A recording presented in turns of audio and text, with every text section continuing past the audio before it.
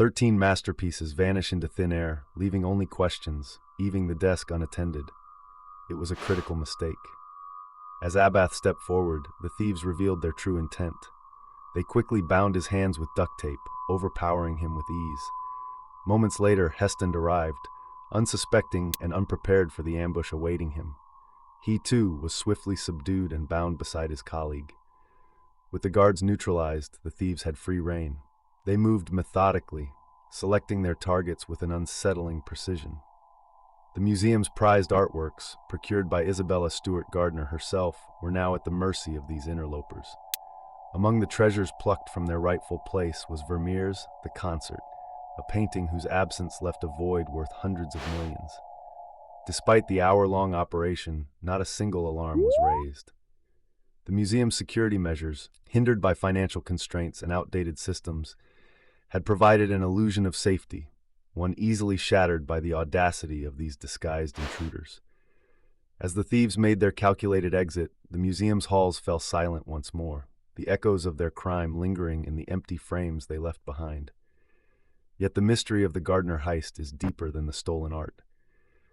Could the clues to the heist lie within the tangled web of Boston's criminal underworld? Eaving his post, which left the security desk unguarded. In moments, the thieves revealed their true intentions, swiftly overpowering both Abath and Heston. They were handcuffed and bound with duct tape, then led separately into the museum's basement. The two men were left isolated, unable to alert anyone to the ongoing crime unfolding above them. The thieves moved with a calculated precision, undisturbed for an hour. They roamed through the museum's sacred halls, guided only by the dim glow of their flashlights against the revered canvases. Security measures that seemed adequate on paper, infrared motion detectors and external cameras, were rendered useless by the absence of internal surveillance. In the absence of eyes, the thieves had free rein to plunder at will. As the thieves exited the museum, laden with their priceless haul, three things were left behind: the artwork's vacant frames, two bound guards, and a lingering question. How did the heist's architects know their plan would work without a hitch? The museum's vulnerabilities were an open secret. But who exactly was listening? It seemed as though someone had orchestrated this audacious act with more than just insider knowledge, eaving his post. The moment he stepped out, the ruse unfolded with chilling precision. The so-called officers instructed both guards to stand against the wall, swiftly handcuffing them with their hands behind their backs. Their feigned authority now cast aside, the intruders revealed their true intentions. The guards, helpless and restrained, were led to the museum's basement, where they were bound further and secured to pipes. With the guards neutralized, the thieves now had the museum's opulent halls to themselves. For the next hour, they moved with calculated efficiency, selecting their trophies from the Gardner's storied collection. Each piece stolen represented not just immense material value, but a profound cultural loss. Among the absentees were Vermeer's The Concert and Rembrandt's only seascape, The Storm on the Sea of Galilee, both irreplaceable testaments to human creativity. Yet, as they executed their silent raid, a question lingered in the shadows. Why had they ignored other, potentially more lucrative pieces? Was it a sign of a deeper strategy or simply a hurried, opportunistic grab? The mystery of their choices would haunt investigators for years to come, as the art world grappled with the profound void left by these empty frames. But this was only the beginning. The underworld whispers and clues would lead the chase into ever more tangled webs, eaving the protective cover of the security station. It was then that the ruse took a sinister turn. Abath was swiftly handcuffed and informed he was under arrest. The second guard, Randy Hestand, was met with a similar fate as he returned to the security desk, unaware of the unfolding deception. Both guards were led to the basement, where they were bound with duct tape and left defenseless. The intruders now had the museum to themselves, free to roam its corridors without interference. With the guards subdued, what followed was a methodical looting spree.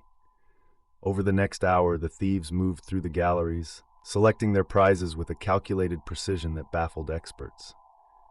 13 pieces were taken, including masterpieces by Vermeer and Rembrandt, yet other more valuable items were left untouched. It seemed the thieves had a specific shopping list, but their choices left art historians puzzled. As the clock ticked past 2:30 a.m., the silent alarms continued their futile blinking. The museum, now a crime scene, would soon awaken to its loss. But would the clues left behind be enough to unravel the mystery? In the shadows, whispers of an underworld connection began to emerge, hinting at a deeper conspiracy, evening his post, a critical mistake. The thieves quickly overpowered him, handcuffing Abath and then subduing Heston as he returned. Both guards were secured in the museum's basement, far from any alarms or phones. With the guards out of the way, the thieves began their meticulous raid. Over the course of an hour, they moved through the darkened galleries with a singular focus. 13 pieces of art vanished into the night, including Vermeer's The Concert, a masterpiece of such rarity and value, it was hailed as the crown jewel of the collection. Rembrandt's The Storm on the Sea of Galilee, his only known seascape painting, was ripped from its frame, leaving behind a haunting void. These two iconic works, along with masterpieces by Degas, Manet, Flink, and others, were loaded into the trunk of the thieves' car. Curiously, a seemingly worthless Chinese goo and an eagle finial were also taken, yet other, more valuable pieces were left untouched. As dawn broke over Boston, the Gardner Museum's hallowed halls stood emptied and violated. Despite a $10 million reward and a decades-long investigation, the veil of mystery remains unlifted. But why did the thieves make such puzzling choices in their heist? And who, if anyone, had orchestrated this perfect crime, evening the protection of the desk? With both guards out in the open, the impostors swiftly subdued them, binding their hands and feet with duct tape and covering their eyes. For the next hour, the museum was at the mercy of these intruders. What followed was a series of baffling decisions that have perplexed art experts and investigators alike.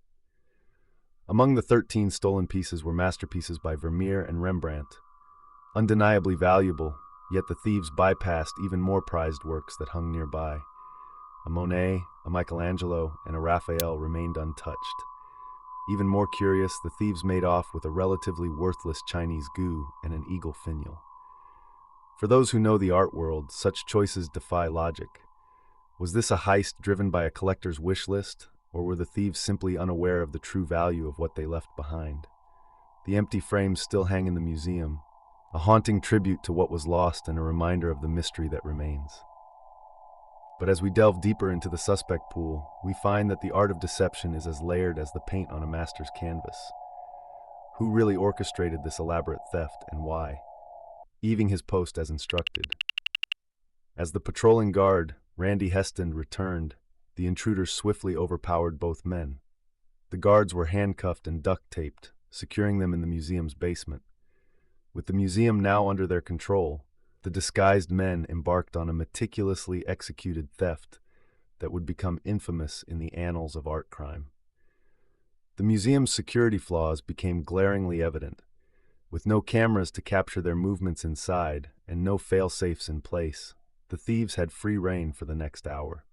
Their selections were puzzling. Despite Gardner's collection housing even more valuable pieces, they bypassed them, opting instead for a seemingly eclectic mix of masterpieces. Among the stolen treasures was The Concert by Vermeer, a painting so rare it stands today as the most valuable unrecovered artwork in the world. Rembrandt's The Storm on the Sea of Galilee and other valuable works followed, leaving empty frames hanging in silent testament to their absence. Despite the substantial $10 million reward and relentless investigations, the frames remain vacant, whispering of lost glory and haunting visitors with unanswered questions. Who would dare execute such a brazen heist? And what fate has befallen these priceless creations? As shadows linger, attention turns to the intricate web of possible motives and players behind this audacious crime, evening his post.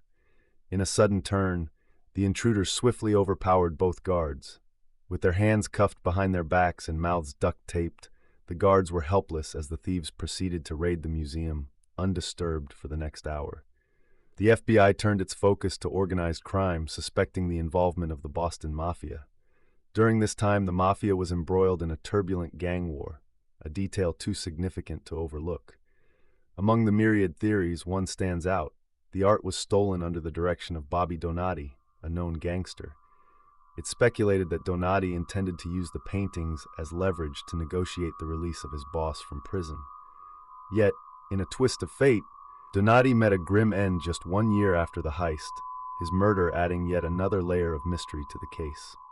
Other leads pointed toward a gang from Boston's Dorchester neighborhood, but they have consistently denied involvement. Despite the allure of a $10 million reward, all inquiries have led investigators to dead ends. The enigma persists as cloak and dagger tactics overshadow the pursuit of truth. But as investigators dig deeper, another surprising connection begins to surface, hinting at a possible breakthrough just beyond the horizon. The Gardner Museum's hopes for retrieving its lost treasures hinge on a tantalizing carrot, the unprecedented $10 million reward. This staggering offer stands as the largest bounty ever extended by a private entity, a desperate yet hopeful move aimed at coaxing whispers from the shadows. The missing masterpieces, including Vermeer's The Concert and Rembrandt's The Storm on the Sea of Galilee, hold not just immense monetary value but cultural significance, echoes of a stolen legacy waiting to be reclaimed. Despite the allure of such a fortune, the reward has yet to unearth the secrets buried by time and silence. The FBI's investigation has woven through a labyrinth of leads, interrogations, undercover informants, and sting operations, yet the art remains elusive. Theories swirl around the Boston criminal underworld, from tales of mafia plots to whispers of gang rivalries, but each path seems to end in a dead end. Still, the sight of empty frames on the museum walls is a persistent call to action, a reminder of what's lost and what might be regained. As the years roll on, the question remains, could the promise of wealth finally turn the key to unlock this decades-old mystery? In the shadows of the art world, another clue begins to flicker, hinting at an unexpected turn. Leaving the security desk unattended, in a swift and calculated move, the thieves handcuffed both guards and led them to the museum's basement, where they were bound and left helpless. While the guards lay confined, the intruders embarked on a meticulously planned heist. Over the course of an hour, they moved with deliberate precision through the museum's opulent halls, selecting their targets. 13 pieces, including masterpieces by Vermeer and Rembrandt, vanished into the night. The thieves bypassed more valuable pieces, leaving experts to puzzle over their specific choices. Despite exhaustive investigations and numerous leads over the years, the mystery persists.